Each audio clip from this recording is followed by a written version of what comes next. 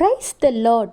ரொம்ப நாட்களாக நீங்கள் ஆண்டவரிடம் அழுது புலம்பி கேட்டுக்கொண்டிருந்த அந்த ஆசீர்வாதத்தை இன்று ஆண்டவராகிய இயேசு கிறிஸ்து உங்களுக்கு தரப்போகிறார். சந்தோஷமா? ஆசீர்வாதம்னு சொல்லும் பொழுது உலகத்தில் பலவிதமான ஆசீர்வாதங்கள் உண்டு. வானத்தின் ஆசீர்வாதம், பூமியின் ஆசீர்வாதம், கற்பத்திற்குரிய ஆசீர்வாதம், பொருளாதார ஆசீர்வாதம், எல்லாவற்றிற்கும் முதன்மையாக ஆவிக்குரிய ஆசீர்வாதம்னு ஆசீர்வாதங்களை அடுக்கிக்கிட்டே போகலாம். ஆனால் இன்றைக்கு நீங்கள் எந்த ஆசீர்வாதத்திற்காக, தேவைக்காக ஆண்டவரிடம் கேட்டுக்கொண்டிருக்கிறீங்க என்பது உங்களுக்கும் ஆண்டவருக்கும் மட்டுமே தெரிந்த காரியம்.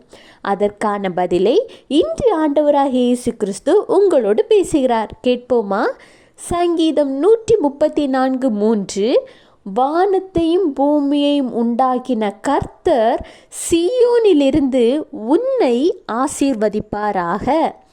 இந்த வசனத்தை வாசிக்கும் பொழுது நீங்கள் வானத்தையும் பூமியையும் உண்டாக்கின கர்த்தர் சீயோனிலிருந்து உங்களுக்கு என்ன ஆசீர்வாதம் தேவையோ அந்த ஆசீர்வாதத்தை சொல்லி என்னை ஆசீர்வதிப்பாராக அப்படின்னு சொல்லுங்க. ஆசீர்வாதத்தை பெற்றுக்கொள்ள, அதை நாம் முழுமையாக சுதந்திரித்து கொள்ள நமக்கு மிகவும் முக்கியமான ஒன்று விசுவாசம். நீங்கள் விசுவாச அறிக்கை இட இட நீங்கள் கேட்டுக்கொண்ட அந்த ஆசீர்வாதம் உங்களுக்கு கிட்ட கிட்ட நெருங்கி வந்து கொண்டே இருக்கும் என்பதை மறந்து விடாதீர்கள்.